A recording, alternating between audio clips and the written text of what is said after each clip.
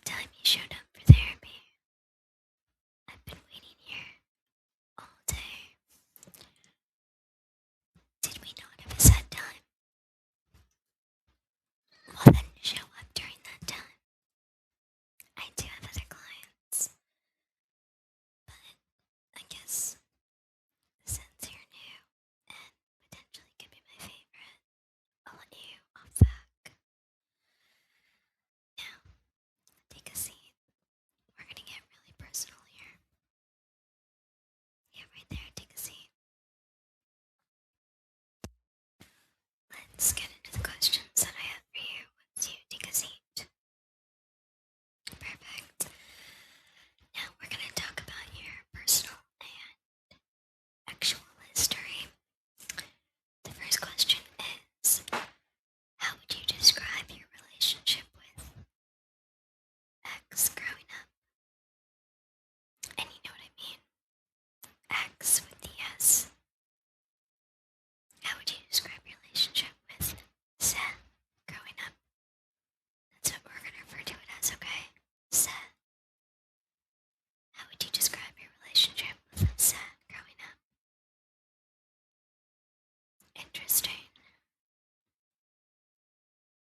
Now this is your time to talk and it's my time to listen. Okay. I'm gonna give you a paper, okay?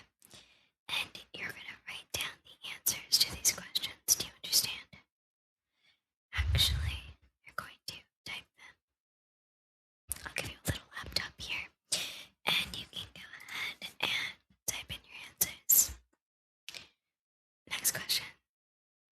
What messages did you receive about Seth from family, culture, or religion? You don't have to show me till the end of this session, okay? It'll help you be more private that way. That way you don't get embarrassed. I know some people get embarrassed. There's no need to be embarrassed. When did you first become aware of your actuality?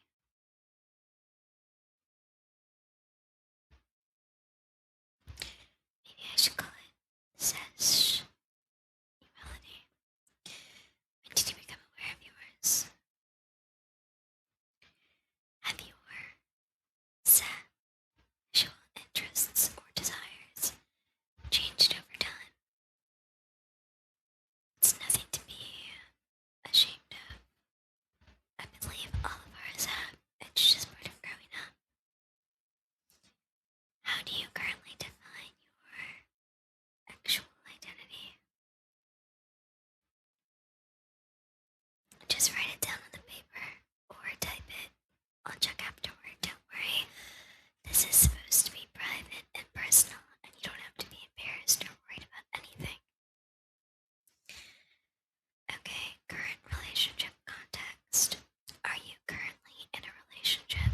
If so, how would you describe it? Okay. How satisfied are you with your emotional connection to your partner? How satisfied are you with your actual connection? It's okay if you're unhappy, that's why you're here. One or both of you are unhappy and just need a little education in my professional field. How often do you engage in actual activity, and how does that feel for you? There's no wrong answer. Do you feel comfortable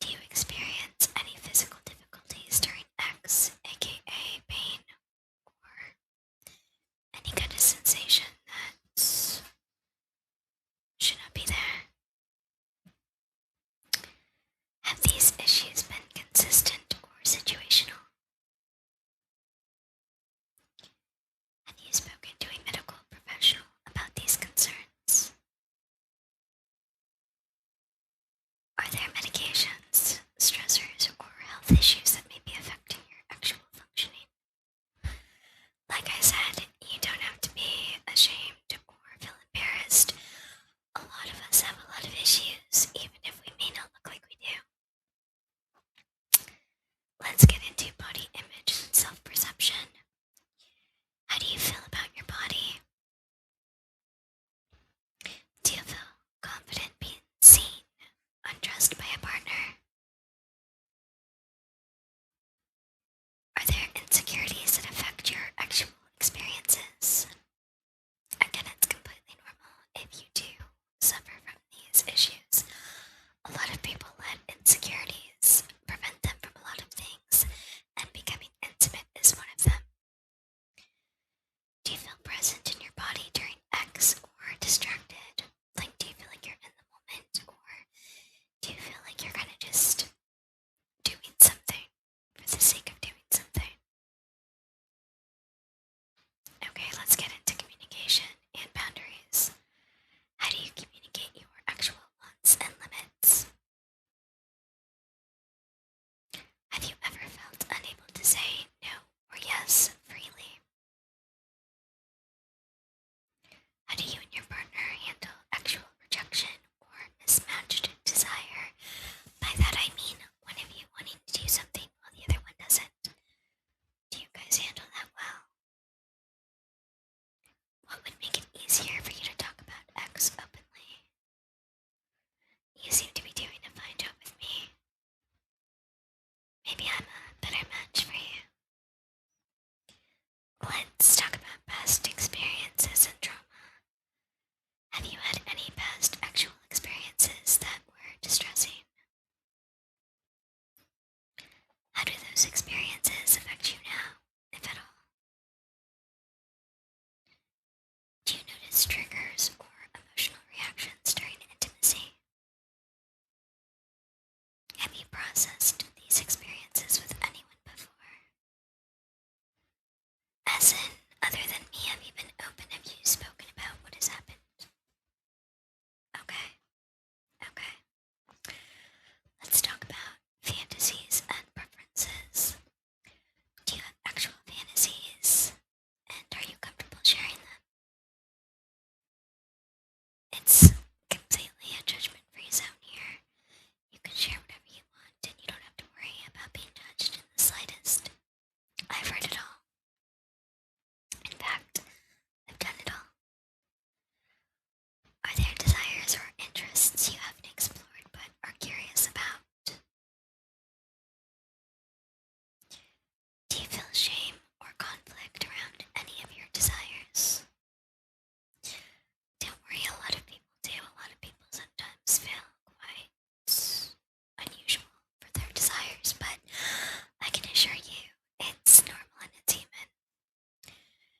How do your fantasies align or differ from your real life experiences? Could these fantasies actually happen in real life? I'm very curious. Have you ever fantasized about me?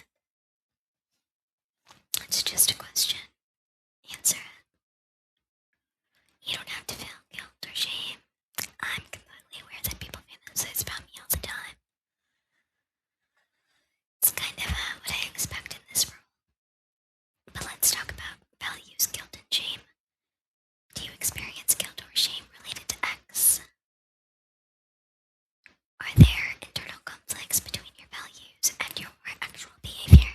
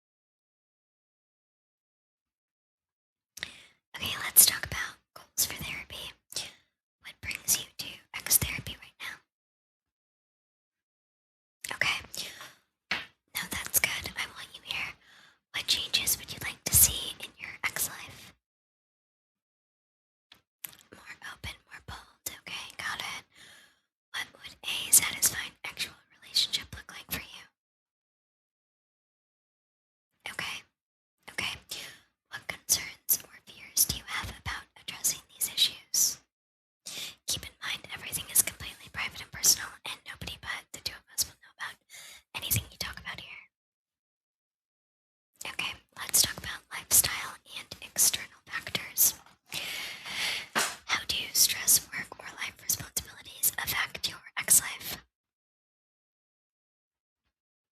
Okay. How do sleep, exercise, or substance use impact your actual functioning?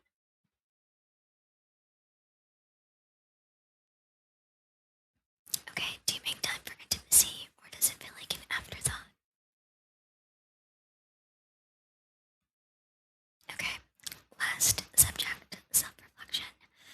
How do you feel immediately after X, physically and emotionally?